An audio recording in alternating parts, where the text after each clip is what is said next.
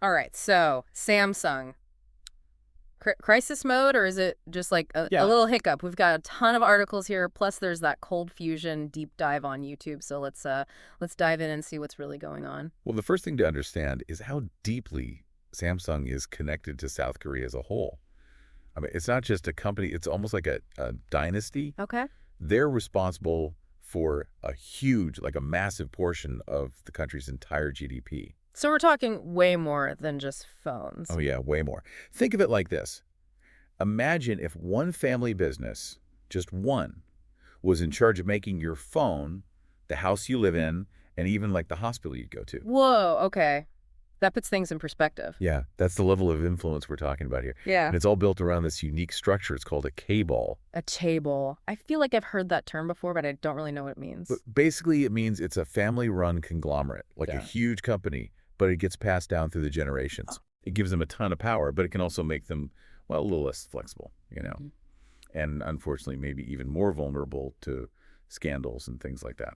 Well, speaking of which, the cold fusion video mentioned this massive stock drop. Something like, what, $122 billion just vanished? Yeah. That's got to be a record or something, right? It's definitely a huge hit. That all started back in July of this year, 2024. Mm-hmm. And basically, like, it cut the market value of Samsung Electronics, which is like the main part of the Samsung empire. It cut it almost in half. Okay, yeah. I mean, that's going to be crisis territory, right? What happened? Was it like one really bad decision, or is there something bigger going on here? Well, honestly, I think some of the seeds for this were planted by the chaebol structure itself. Mm. Like, imagine a giant ship trying to turn really fast. Uh-oh. That's kind of what it's like for a K-ball when the Uh-huh. market changes quickly. It's not impossible, but it's definitely it's challenging. And this rigid structure, Mm. as powerful as it is, it can make it harder for new ideas to take root. So this structure that made them so successful could actually be working against them now. Exactly. And it's not just the structure. It seems like Samsung, they missed this huge opportunity with the whole AI revolution. Right. Well, companies like NVIDIA were like, their value was skyrocketing because of AI. Samsung was kind of lagging behind in this thing called high bandwidth memory, HBM for short. Yeah. And it's super crucial for AI. Okay, hold on. Back up for a second. High bandwidth memory. Break that down for me. I'm not exactly a tech expert. Sure, no problem. Think of it like this. Imagine trying to drink a really thick milkshake through one of those tiny little straws. Okay. Yeah. That's going to be slow and annoying, right? Well, HBM is like having a giant wide straw. It lets you move tons of data super fast, and that speed is essential for all the complex stuff that AI does. Gotcha. So Samsung basically didn't have the right straw for the whole AI milkshake thing. That's a great way to put it.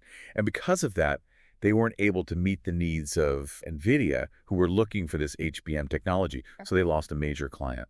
And meanwhile, other companies like SK Hynix, they saw the opportunity, and they're now the main suppliers for these crucial AI chips. So they kind of got caught off guard by how big AI became. I think that's a fair assessment. They were focused on other things, and maybe they didn't see how fast AI was going to take off. So now they're trying to catch up, and that's never easy. And then on top of all that, the video also mentioned that they're having some problems with their own smartphone chips, the Exynos processors, right? Exactly. What's going on there?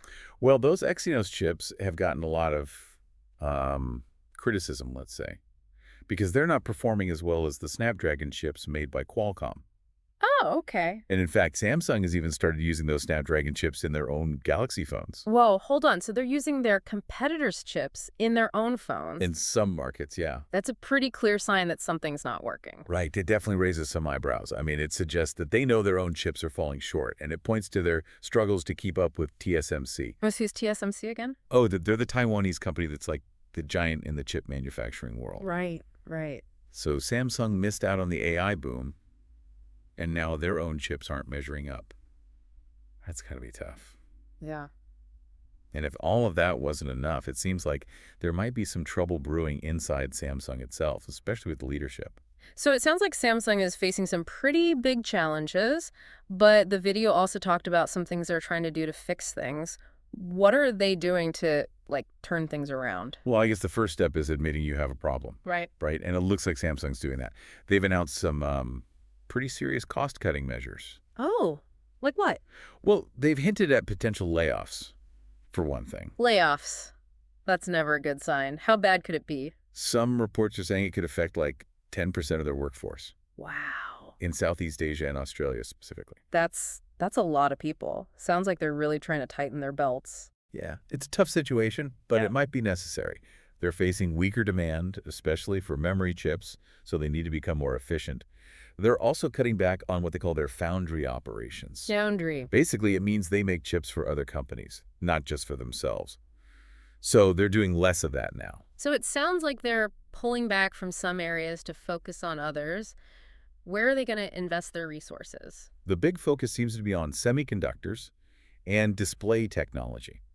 They've even hinted at a big investment in a new chip plant in Texas. Interesting. So even though they're having trouble with chips, they're doubling down on making them. Yeah, it might seem counterintuitive, but it could be a good strategy. Instead of trying to do everything, they're focusing on what they're good at.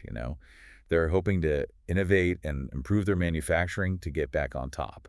And they're also banking a lot on their display tech, which is still considered some of the best out there. That makes sense.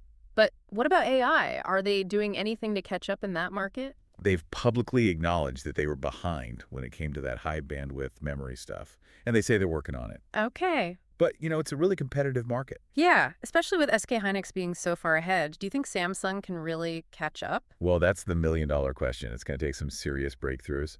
But, they have a history of innovation, so I wouldn't count them out entirely. We've also talked about the leadership issues at Samsung. What can you tell us about the new leadership? What's their vision for the company? Well, they just brought in a new head for their semiconductor division, Jun-Young Hanan. He's got a lot of experience, especially with memory chips. Okay, so they're hoping he can, steer the ship in the right direction. Exactly. Putting someone with that much knowledge in charge is a good sign. It shows they're serious about fixing things. But beyond personnel changes, what about the overall strategy? Are they trying to be everything to everyone, or are they going to narrow their focus? It seems like they're moving away from that whole diversification thing and trying to be more focused, zeroing in on the areas where they think they can really dominate. So less is more. In a way, yeah. It's back to basics, Yeah.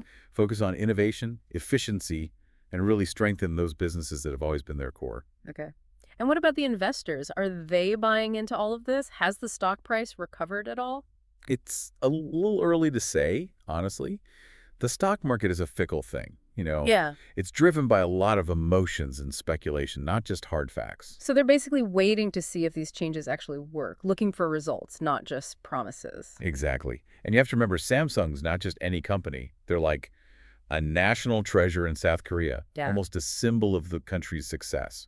Right. So if Samsung struggles, South Korea struggles. To a certain extent, yeah. Their fates are kind of intertwined. It makes the whole situation even more complicated. It's amazing how much influence one company can have.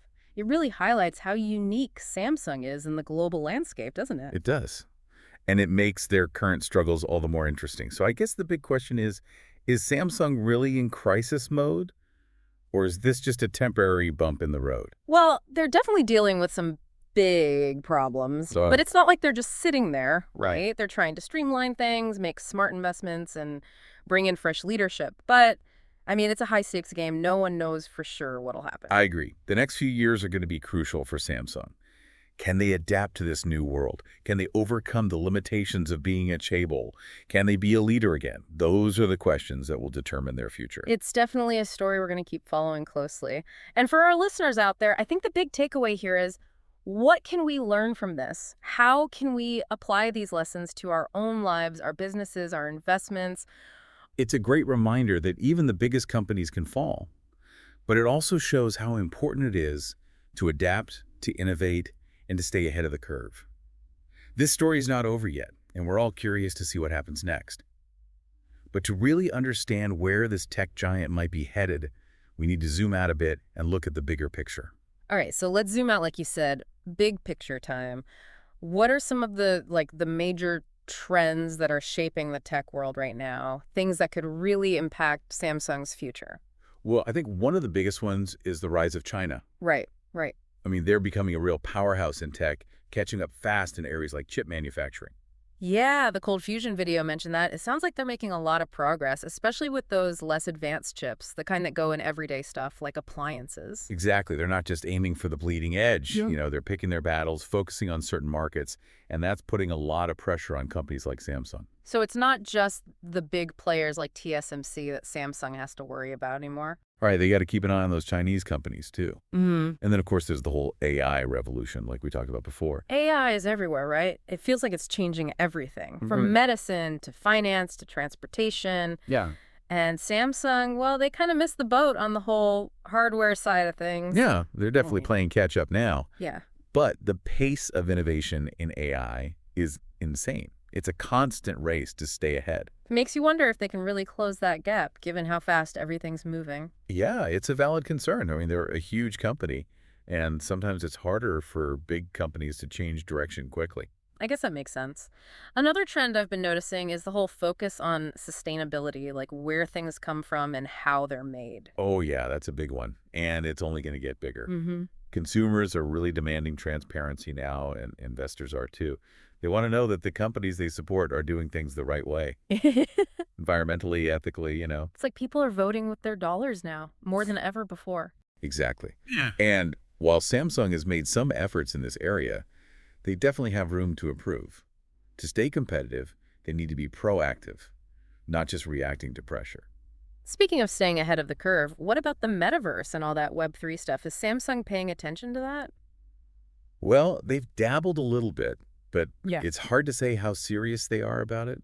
Those technologies are still pretty new, but they have the potential to really change how we interact with the digital world. So they can't ignore it, but they also can't afford to get sidetracked from their main businesses. Right. It's a balancing act for sure. Hmm. And it's even more complicated because of that chaebol structure. Right. It's not always easy for companies like that to be super nimble and responsive, especially when the market's changing so quickly. So with all these trends and challenges, where do you think Samsung's headed? Can they pull through all this? It's tough to say. Honestly, I think they were at a crossroads. They have a lot of advantages, resources, talented people, a strong brand, but they need to evolve. They need to innovate. And they might even need to make some tough decisions about their structure to become more, well, agile. So it's not just about the technology, it's about changing their culture, how they operate as a company. Exactly. It's a challenge that goes much deeper than just products and features. Wow, this deep dive has been really eye-opening. We've covered so much about Samsung and all the big changes happening in the tech world. It's a fascinating case study for sure. And there are a lot of lessons here for anyone interested in business, technology, or just how the world's changing in general. Definitely. And for our listeners, I think the big question we want to leave you with is, what can we learn from Samsung's journey? What does it tell us about success and failure in the digital age? How can we use these lessons in our own lives and careers? It's a good reminder that nothing stays the same forever. Even the biggest companies can struggle. But it also shows how important it is to adapt, learn, and embrace change. If you can do that, you'll be in a good position to succeed, no matter what the future holds. Well said. Thanks for joining us on this deep dive into the world of Samsung. Until next time, keep exploring, keep learning, and keep those big questions coming.